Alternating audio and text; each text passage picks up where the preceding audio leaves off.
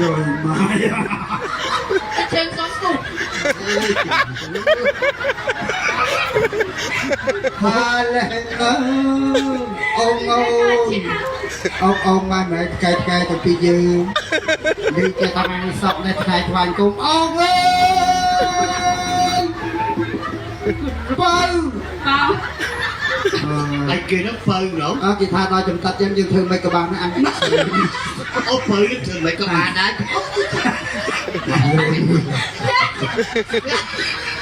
no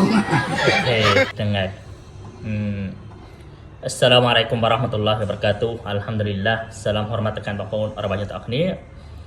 នៅក្នុងវីដេអូនេះបងប្អូនរបស់ខ្ញុំបានឃើញហើយនៅវីដេអូដែលខ្ញុំបង្ហាញទៅកាន់បងប្អូនរបស់ខ្ញុំទាំងអស់គ្នា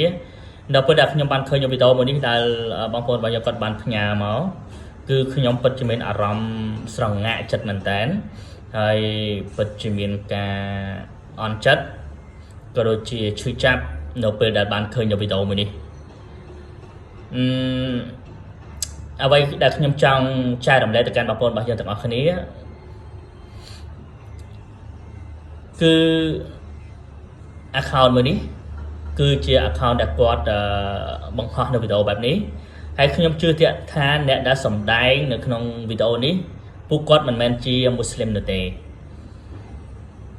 ដោយពួកគាត់សម្ដែងលើសលួសហើយមិនបានគិតពិចារណាឬក៏គឺជាការមើលងាយអាចថាបាននិងជាការលេងសើចនិងជាការប្រមាថមើលងាយមកកាន់សាសនាអ៊ីស្លាមនៅក្នុងសកម្មភាពដែលពួកគាត់បានធ្វើគឺជាសកម្មភាពនៃការគោរពប្រណិប័តការសូឡាតថ្វាយបង្គំទៅចំពោះអល់ឡោះស៊ុបហានហូវតាអាឡានៅពេលដែលខ្ញុំឃើញនៅសកម្មភាពបែបនេះខ្ញុំពិតជាមានអារម្មណ៍ឈឺចាប់ហើយអន់ចិត្តមែនទែននៅពេលដែលមានអ្នកដតីគេមើលងាយមកកាន់សាសនារបស់ខ្ញុំអូខេខ្ញុំអត់ចង់និយាយអីច្រើនពីព្រោះនៅពេលដែលយើងនិយាយខណៈពេលដែលយើងកំពុងតែខឹងគឺជាពាក្យសម្ដីដែលមិនល្អអញ្ចឹងនៅក្នុងសាសនាអ៊ីស្លាមរបស់យើងគឺសបរអត់ធ្មត់ណាដែលយើងព្យាយាមរកដំណោះស្រាយដែលល្អគណៈដឹកនាំអ៊ីស្លាមរបស់យើងគួរតែមើលនៅចំណុចខ្វះខាតទាំងនេះដែលអ្នកដែលមិនមែនអ៊ីស្លាមគាត់មើលងាយមកកាន់សាសនាអ៊ីស្លាមរបស់យើងជាយោបល់របស់ខ្ញុំសម្រាប់ក្រុមរបស់ពួកគាត់មិនដឹងថាក្រុមរបស់ពួកគាត់សម្ដែងក្នុងលក្ខខណ្ឌឬក៏រឿងអ្វីនោះទេទាំងអ្នកថតហើយនិងអ្នកសម្ដែងគឺពួកគាត់កំពុងតែសើចក្អាក់ក្អាយសប្បាយចិត្តមែនតើដូចជារឿងកំ pl ែងឬក៏ជាការមើលងាយជន់ឈ្លីមែនតើណាអញ្ចឹងជាយោបល់ខ្ញុំសម្រាប់ពួកគាត់ណាប្រសិនបើពួកគាត់បានឃើញវីដេអូមួយនេះប្រសិនបើពួកគាត់ចង់សម្ដែងយល់ល្អយើងរកអ្នកអ៊ីស្លាមឬក៏មូស្លីមណាដើម្បីបង្ហាញអំពីអ្វីដែលជាការគោរពប្រណិប័តនៅក្នុងសាសនាអ៊ីស្លាមឲ្យពួកគាត់ធ្វើឲ្យបានត្រឹមត្រូវ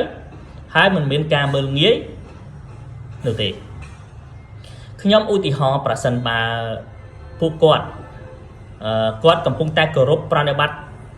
យើងសម្ដែងនៃការគោរពប្រណិប័តទៅចំពោះសាសនារបស់ពួកគាត់ហើយយើងទៅយកជើងធាក់យើងទៅសើចក្អាក់ក្អាយមើលងាយបែបហ្នឹងគាត់មានអារម្មណ៍បែបណា